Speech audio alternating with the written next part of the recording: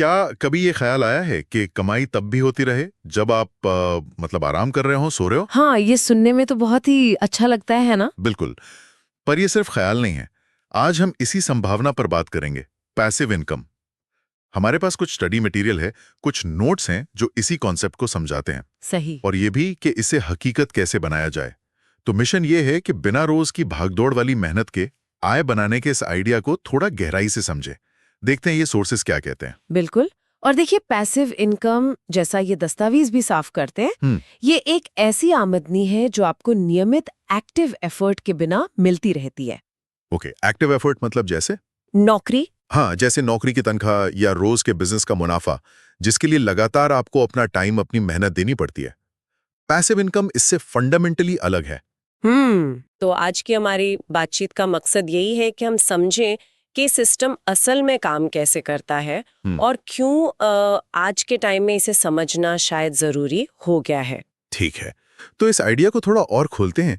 ये स्रोत कुछ जाने पहचाने उदाहरण दे रहे हैं, जैसे प्रॉपर्टी से किराया आना। हाँ, ये सबसे कॉमन है शायद। हाँ, या जैसे शेयर्स खरीदे हों तो डिविडेंड मिलना, या मान लीजिए कोई किताब लिखी हो, कोई म्यूजिक बनाया हो तो उसकी रॉयल्टी। जी। अगर इसको और सिंपल करें तो मान लीजिए किसी ने एक घर खरीदा और उसे रेंट पे दे दिया। ठीक है। अब हर महीने किराया आ रहा है। यहाँ जो बात नोट करने वाली है वो ये कि एक बार घर खरीदने और किराएदार ढूंढने की जो शुरू की मेहनत थी, हाँ, जो इनिशियल एफर्ट था, उसके बाद रोज की बहुत ज्यादा मतलब सिरदर्दी नहीं है। ये एक्टिव इनकम से अलग कैसे हुई, जहां रोज ऑफिस जाना है या दुकान खोलनी है? ये फर्क क्यों इतना इंपॉर्टेंट है, जैसा इन नोट्स में बताया गया है? देखिए ये फर्क ही एसेंस है पैसिव इनकम का, और ये जो जानकारी है ये इसी पर जोर देती है। एक्टिव इनकम में क्या होता है, आपकी कमाई सीधे आपके लगाए गए टाइम और मेहनत से जुड़ी होती है। Direct link. हाँ, ज्यादातर मामलों में आप जितना ज्यादा समय देंगे या जितनी ज्यादा मेहनत करेंगे उतनी कमाई होगी। पर एक लिमिट है ना? आप दिन में 24 घंटे से ज्यादा तो काम नहीं कर सकते। सही बात है। पैसिव इनकम इस इक्वेशन को, इस समीकरण को तोड़ देती है। यहाँ कमाई का बेसिस आपका टाइम नहीं है, बल्कि आपकी कोई एसेट है, जैसे वो मकान या शेयर्स। ओके, आपकी संपत्ति। हाँ, आपकी संपत्ति, या फिर आपका पहले किया हुआ कोई काम, जैसे वो किताब जो आपने लिखी थी या कोई ऑनलाइन कोर्स जो आपने बनाया था। अच्छा। तो ये स्रोत यही बताते हैं कि ये आपकी संपत्ति या आपके पिछले क्रिएटिव काम से मिलने वाला एक तरह का रेगुलर रिटर्न है। पर यहाँ एक बात ध्यान रखनी होगी, पैसिव का मतलब ये बिल्कुल नहीं है कि इसमें जीरो एफर्ट है। हाँ, ये जानना जरूरी है। बिल्कुल। इसका मतलब है कि मेहनत और आय के बीच वो सीधा घंटे वाला कनेक्शन नहीं है, खासकर एक शुरुआती दौर के बाद। अच्छा, तो ये एक तरह से हुआ कि अपने टाइम को कमाई के बंधन से आजाद करना। कुछ हद तक हाँ, बिल्कुल। पर सवाल यह है कि किसी को इसकी जरूरत क्यों पड़नी चाहिए?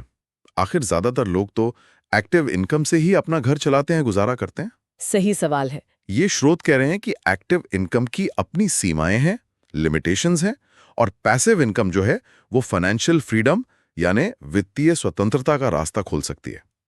ये वित्तीय स्वतंत्रता क्या भला है, और स्रोत इसे इतना जरूरी क्यों मान रहे हैं? देखिए, वित्तीय स्वतंत्रता का जो कॉन्सेप्ट है वो इन दस्तावेजों के बिल्कुल सेंटर में है। इसका मतलब बेसिकली ये है कि आप उस सिचुएशन तक पहुंच जाएं जहां आपकी पैसिव इनकम इतनी हो जाए कि वो आपके जरूरी खर्चे, रहने सहने का खर्च, हाँ, आपके लिविंग एक्सपेंसेस को आराम से कवर कर सके। तब आप सिर्फ पैसे कमाने की मजबूरी में काम करने पर डिपेंडेंट नहीं रहते। ओके, मतलब आपके पास चॉइस आ जाती है। एग्जैक्टली, आपके पास ऑप्शन होता है। स्रोत इसे पैसे को काम पर लगाना कहते हैं। मतलब आपकी जो कैपिटल है, आपकी संपत्ति है, वो आपके लिए और कमाई कर रही है बिना आपके लगातार उसमें खटने के। और इसका सबसे बड़ा फायदा, जैसा ये नोट्स भी इशारा करते हैं, वो है टाइम फ्रीडम, समय की आजादी। समय की आजादी, ये इंटरेस्टिंग है। हाँ, जब पैसे की चिंता थोड़ी कम होती है तो आप अपना टाइम उन चीजों में लगा सकते हैं जो शायद आपको ज्यादा पसंद है या आपके लिए ज्यादा मायने रखती हैं। कोई हॉबी हो सकती है, फैमिली हो सकती है, या समाज के लिए कुछ करना हो। सही। तो ये समझना किसी भी व्यक्ति के लिए, खासकर उनके लिए जो लगातार कुछ नया सीखने या बेहतर करने की कोशिश में रहते हैं, उनके लिए अपनी लॉन्ग टर्म फाइनेंशियल स्ट्रैटेजी बनाने के लिए बहुत जरूरी है। ये सिर्फ पैसे के बारे में नहीं है, ये लाइफ की क्वालिटी के बारे में भी है। समय की स्वतंत्रता, ये वाकई सोचने वाली बात है। मतलब ये सिर्फ ज्यादा पैसा कमाने की बात नहीं है, बल्कि अपनी जिंदगी को अपनी शर्तों पर जीने की काबिलियत हासिल करने की बात है। बिल्कुल। तो अगर कोई इस रास्ते पर चलने का सोचे, तो इन दस्तावेजों के हिसाब से क्या-क्या तरीके हो सकते हैं? आपने कुछ बताए, जैसे property rental, stock dividend, royalty. इनके अलावा भी कुछ और रास्ते हैं क्या? हाँ हाँ, ये स्रोत कई तरह के ऑप्शंस की आउटलाइन देते हैं जो अलग-अलग लोगों के लिए फिट हो सकते हैं। कुछ मेन कैटेगरीज जो मेंशन की गई हैं, एक तो वही प्रॉपर्टी रेंटल इनकम, मकान, दुकान, जमीन किराए पर देना। इसमें शुरुआती इन्वेस्टमेंट ज्यादा होता है और मेंटेनेंस का भी ध्यान रखना पड़ता है। हाँ, ये तो क्लासिक तरीका है। दूसरा है स्टॉक मार्केट डिविडेंड, अच्छी स्टेबल कंपनियों के शेयर खरीदकर उनसे मिलने वाला डिविडेंड। इसके लिए थोड़ी मार्केट की समझ और कैपिटल चाहिए। ओके। तीसरा ब्याज से इनकम, जैसे फिक्स्ड डिपॉजिट, बॉन्ड्स या आजकल पीयर टू पीयर लेंडिंग भी है। इसमें रिस्क लेवल अलग-अलग हो सकता है। चौथा इंटेलेक्चुअल प्रॉपर्टी से रॉयल्टी, जैसे किताब लिखना, म्यूजिक बनाना, फोटोग्राफी या कोई पेटेंट वगैरह, और उसके इस्तेमाल के बदले रॉयल्टी पाना। इसमें शुरुआती क्रिएटिव मेहनत बहुत ज्यादा है। हाँ, इसमें शुरू में बहुत एफर्ट है। फिर है ऑनलाइन कंटेंट से इनकम, जैसे यूट्यूब चैनल, ब्लॉग, पॉडकास्ट बनाना और फिर एड्स या सब्सक्रिप्शन से कमाना। इसमें लगातार कंटेंट बनाना और ऑडियंस जोड़ने की मेहनत है। ये आजकल काफी पॉपुलर हो रहा है। बिल्कुल। फिर है डिजिटल उत्पाद बेचना, जैसे ई बुक, ऑनलाइन कोर्स, कोई सॉफ्टवेयर टूल या टेम्पलेट बनाकर बेचना। एक बार बन गया तो बार बार बिक सकता है। अच्छा, ये भी इंटरेस्टिंग है। और एक और है एफिलिएट मार्केटिंग, यानी दूसरों के प्रोडक्ट्स को अपने प्लेटफॉर्म पर प्रमोट करके कमीशन कमाना। इसके लिए एक अच्छी ऑडियंस और ट्रस्ट होना जरूरी है। वाह, तो ये कुछ उदाहरण है और इन दस्तावेजों का निचोड़ यही है कि कोई एक तरीका सबके लिए बेस्ट नहीं है। जी, तो काफी सारे विकल्प हो गए और हर किसी के लिए शायद अलग अलग रास्ते सही होंगे। आपने कहा कि कोई एक तरीका बेस्ट नहीं है, तो फिर कोई कैसे तय करें कि उसके लिए क्या सही है? इन सोर्सेज में कुछ गाइडेंस है इस पर कि भाई इतने सारे ऑप्शंस हैं, कहाँ से शुरू करें? ये तो कंफ्यूजिंग हो सकता है। हाँ, ये बहुत ही प्रैक्टिकल सवाल है और श्रोट इसी बात पर जोर देते हैं कि ये जो चॉइस है ये पर्सनल होनी चाहिए। ये किसी हॉट टिप या ट्रेंड को फॉलो करने वाली बात नहीं है। अच्छा। सबसे अच्छा तरीका वही है जो आपकी अपनी सिचुएशन, आपके स्किल्स, आपके पास जो रिसोर्सेज हैं, पैसा, टाइम और आपकी रुचि, आपके इंटरेस्ट से मैच करता हो। ओके, सेल्फ अवेयरनेस जरूरी है। बिल्कुल। स्रोत कुछ चीजों पर ध्यान देने को कहते हैं। पहला, आपकी पूंजी। क्या आपके पास इन्वेस्ट करने के लिए पैसा है? अगर हाँ, तो शायद प्रॉपर्टी या डिविडेंड स्टॉक्स एक ऑप्शन हो सकते हैं। अगर नहीं, तो फिर ऑनलाइन कंटेंट या एफिलिएट मार्केटिंग जैसे कम पैसे वाले रास्ते शायद बेहतर हों। दूसरा, आपका समय। आप शुरुआत में कितना टाइम दे सकते हैं? किताब लिखने या कोर्स बनाने में बहुत टाइम लगता है। क्या आपके पास वो समय है, या आप कुछ ऐसा चाहते हैं जिसमें टाइम कम लगे लेकिन शायद पैसा ज्यादा? ये भी सोचना होगा। तीसरा, आपके स्किल्स और इंटरेस्ट्स। आप किस चीज में अच्छे हैं? क्या आपको लिखना पसंद है, वीडियो बनाना या लोगों से डील करना? क्या आपको फाइनेंस की समझ है? अपनी ताकत और पसंद के हिसाब से रास्ता चुनना वो सक्सेस के चांस बढ़ाता है और प्रोसेस को एंजॉयबल भी बनाता है। सही बात है, मजा भी आना चाहिए। और चौथा, रिस्क लेने की क्षमता। हर तरीके में अलग अलग लेवल का रिस्क होता है। स्टॉक मार्केट ऊपर नीचे होता है, प्रॉपर्टी में किराएदार न मिलने या रिपेयर का खर्चा आ सकता है। ऑनलाइन दुनिया में एल्गोरिथम बदल सकते हैं, तो आपको देखना होगा कि आप कितना रिस्क लेने में कंफर्टेबल हैं। तो शॉर्ट में कहें तो श्रोत कहते हैं कि पहले खुद को असेस करें, फिर ऑप्शंस पर रिसर्च करें और तब अपनी सिचुएशन के हिसाब से सबसे फिट रास्ता चुनें। ये बहुत लॉजिकल लगता है। पहले खुद को समझो, फिर मैदान में उतरो। अच्छा, मान लीजिए रास्ता चुन लिया, तो फिर शुरुआत कैसे करें? अक्सर लोग सोचते ही रह जाते हैं कि सही टाइम कब आएगा या बड़ा आइडिया कब मिलेगा। इन दस्तावेजों में स्टार्ट करने के लिए कुछ ठोस कदम बताए गए हैं। हाँ, और ये स्टेप्स बहुत प्रैक्टिकल हैं। ये स्रोत कोई रातों रात अमीर बनाने वाली स्कीम का वादा नहीं करते, बल्कि एक प्रोसेस बताते हैं। ज्ञान प्राप्त करें, मतलब जो भी फील्ड आप चुन रहे हैं उसके बारे में पहले अच्छी तरह जानें। अगर स्टॉक मार्केट में जाना है तो वो कैसे काम करता है ये समझें। ब्लॉग बनाना है तो कंटेंट राइटिंग, एसईओ वगैरह जानें। लर्निंग फर्स्ट, छोटे से शुरू करें। एकदम से बहुत बड़ा इन्वेस्टमेंट या एफर्ट करने की जरूरत नहीं। एक छोटा सा कदम उठाएं, एक शेयर खरीदें, एक ब्लॉग पोस्ट लिखें, एक छोटा सा डिजिटल प्रोडक्ट टेस्ट करें। इससे आपको एक्सपीरियंस मिलेगा और कॉन्फिडेंस भी बढ़ेगा। Baby steps. लगातार सीखते रहें। ये दुनिया बदलती रहती है, मार्केट ट्रेंड्स, टेक्नोलॉजी, ऑडियंस की पसंद सब बदलते हैं। इसलिए कंटिन्यूअस लर्निंग और खुद को अपडेट रखना बहुत जरूरी है। रुकना नहीं है। बिल्कुल। और चौथा, और शायद सबसे जरूरी, धैर्य रखें और मेहनत करें। पैसिव इनकम का मतलब ये नहीं कि मेहनत नहीं करनी पड़ती। शुरुआती दौर में काफी मेहनत लगती है और रिजल्ट दिखने में टाइम लग सकता है। हाँ, ये पॉइंट जरूरी है। इसलिए पेशेंस रखना और सही डायरेक्शन में लगातार कोशिश करते रहना इंपॉर्टेंट है। ये स्रोत इस बात पर बहुत जोर देते हैं कि ये कोई गेट रिच क्विक स्कीम नहीं है, ये एक मैराथन है, स्प्रिंट नहीं। ये धैर्य और मेहनत वाली बात ये खास तौर पर अहम है, क्योंकि पैसिव शब्द सुनकर अक्सर लोगों को लगता है कि बस आराम ही आराम है। हाँ, ये मिसअंडरस्टैंडिंग हो जाती है। इसी से जुड़ा हुआ इन स्रोतों में चुनौतियों का भी जिक्र है। एक कॉमन चैलेंज बताया गया है कि शुरुआत में टाइम और मेहनत बहुत लगती है और कमाई शायद बिल्कुल ना हो या बहुत कम हो।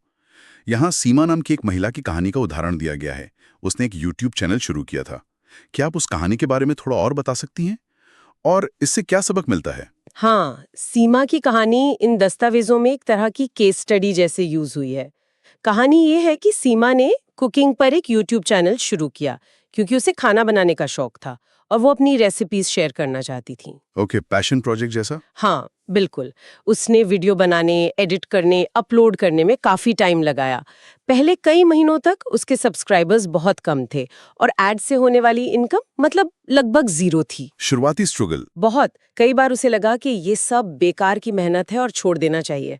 उसके दोस्त, परिवार वाले भी शायद सोचते थे कि वो अपना टाइम वेस्ट कर रही है, लेकिन स्रोत बताते हैं कि उसने गिव अप नहीं किया। अच्छा। उसने लगातार वीडियो डालना जारी रखा, जो व्यूअर्स के कमेंट्स आते थे उनसे सीखा, अपने वीडियो की क्वालिटी इंप्रूव की और धीरे धीरे उसके चैनल ने पिकअप किया। आज कई साल बाद उसका चैनल काफी पॉपुलर है और एड्स, स्पॉन्सरशिप और शायद वो अपने कुकिंग कोर्स पे बेचती होगी, उनसे उसे अच्छी खासी पैसिव इनकम होती है। वाह, तो क्या लेसन है इसमें? इस कहानी से कई सबक मिलते हैं जो स्रोत हाईलाइट करते हैं। एक, धैर्य सबसे जरूरी है। पैसिव इनकम स्ट्रीम बनाने में टाइम लगता है, रातों रात सक्सेस की उम्मीद नहीं करनी चाहिए। 2, लगातार प्रयास। सीमा की सफलता का राज उसका कंसिस्टेंटली कंटेंट बनाते रहना था, तब भी जब रिजल्ट नहीं दिख रहे थे। कंसिस्टेंसी इज की। बिल्कुल। 3, सीखने की इच्छा। उसने फीडबैक से सीखा और इम्प्रूव किया। ये दिखाता है कि सिर्फ मेहनत नहीं, स्मार्ट तरीके से मेहनत करना जरूरी है। Learn and adapt. हाँ। और 4, शुरुआती निवेश। सीमा ने अपना टाइम और क्रिएटिव एनर्जी इन्वेस्ट की। किसी और को शायद पैसा इन्वेस्ट करना पड़े, ये शुरुआती इन्वेस्टमेंट जरूरी है। सही है। तो ये कहानी इस आम सोच को चैलेंज करती है कि पैसिव इनकम बिना किसी मेहनत के आती है, बल्कि ये दिखाती है कि ये मेहनत को फ्रंट लोड करने जैसा है। मतलब ज्यादातर मेहनत शुरुआत में होती है, जिसका फल बाद में मिलता रहता है। ये सीमा की कहानी वाकई इंस्पायरिंग है और पैसिव इनकम की हकीकत को भी सामने लाती है कि ये कोई जादू की छड़ी नहीं, बल्कि सोच समझकर किए गए एफर्ट और पेशेंस का नतीजा है। इसके अलावा क्या स्रोतों में कुछ और चैलेंजेस या रिस्क्स का जिक्र है जिनके बारे में लोगों को पता होना चाहिए? हाँ, शुरुआती मेहनत और धैर्य के अलावा कुछ और प्रैक्टिकल चीजें भी इन दस्तावेजों में सामने आती हैं। मार्केट का रिस्क। आप जिस भी फील्ड में पैसिव इनकम बनाना चाह रहे हैं उसमें बदलाव आ सकते हैं। स्टॉक मार्केट गिर सकता है, प्रॉपर्टी के दाम कम हो सकते हैं, जिस प्लेटफॉर्म पर आपका ऑनलाइन कंटेंट है उसकी पॉलिसीज बदल सकती हैं। हाँ, एक्सटर्नल फैक्टर्स। बिल्कुल। कंपटीशन। कई एरियाज में, खासकर ऑनलाइन दुनिया में, कंपटीशन बहुत ज्यादा है। भीड़ से अलग दिखना और अपनी जगह बनाना चैलेंजिंग हो सकता है। ये तो है। मेंटेनेंस की जरूरत। कई पैसिव इनकम स्ट्रीम्स पूरी तरह सेट एंड फॉरगेट नहीं होती। प्रॉपर्टी को मेंटेनेंस चाहिए, ऑनलाइन कंटेंट को शायद अपडेट करना पड़े, इन्वेस्टमेंट पोर्टफोलियो को टाइम टाइम पर रिव्यू करना होता है। हाँ, मतलब पूरी तरह पैसिव नहीं है। नहीं, पूरी तरह नहीं। फेलियर का डर। कई लोग कोशिश करने से इसलिए डरते हैं कि कहीं फेल ना हो जाएं। ये डर उन्हें पहला कदम उठाने से ही रोक देता है। ये तो बहुत कॉमन है। और आखिर में, घोटालों से सावधान। पैसिव इनकम के नाम पर बहुत सी जल्दी अमीर बनो स्कीम्स और स्कैम्स भी चलते हैं।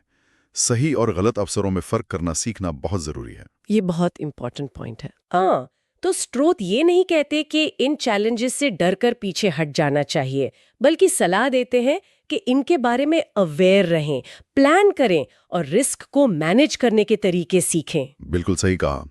तो अगर हम इस पूरी चर्चा का सार निकालें, इसका निचोड़ देखें, तो ये स्रोत हमें बताते हैं कि पैसिव इनकम एक पावरफुल कॉन्सेप्ट है जो फाइनेंशियल स्टेबिलिटी और यहाँ तक कि फ्रीडम की ओर ले जा सकता है। हाँ बिल्कुल। ये एक्टिव इनकम का रिप्लेसमेंट नहीं, बल्कि उसका एक सप्लीमेंट हो सकता है जो इनकम के मल्टीपल सोर्स बनाने में मदद करता है। ये आपके फाइनेंशियल फ्यूचर की नींव को मजबूत करने का एक तरीका है। सही। और इन दस्तावेजों का मैसेज एकदम साफ लगता है। सही जानकारी के साथ आज ही शुरुआत करें।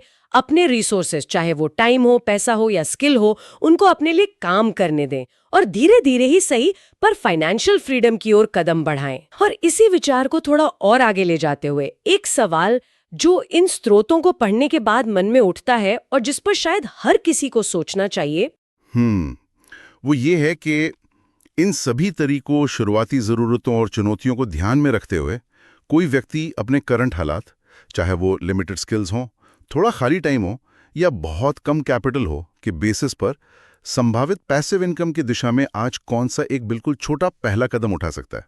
अच्छा, सोचने वाली बात है। क्या ये सिर्फ किसी ऐसे टॉपिक पर ऑनलाइन रिसर्च करना हो सकता है जिसमें उनकी रुचि हो? क्या ये अपनी महीने की सेविंग्स का एक छोटा सा हिस्सा अलग रखने का फैसला हो सकता है? या शायद अपनी किसी पुरानी हॉबी या हुनर को दोबारा याद करना और सोचना कि क्या उसे किसी तरह इनकम सोर्स बनाया जा सकता है? ये छोटा सा सेल्फ रिफ्लेक्शन और उसके बाद उठाया गया वो नन्हा सा एक्शन शायद उस बड़ी आज़ादी की तरफ पहला रियल स्टेप साबित हो।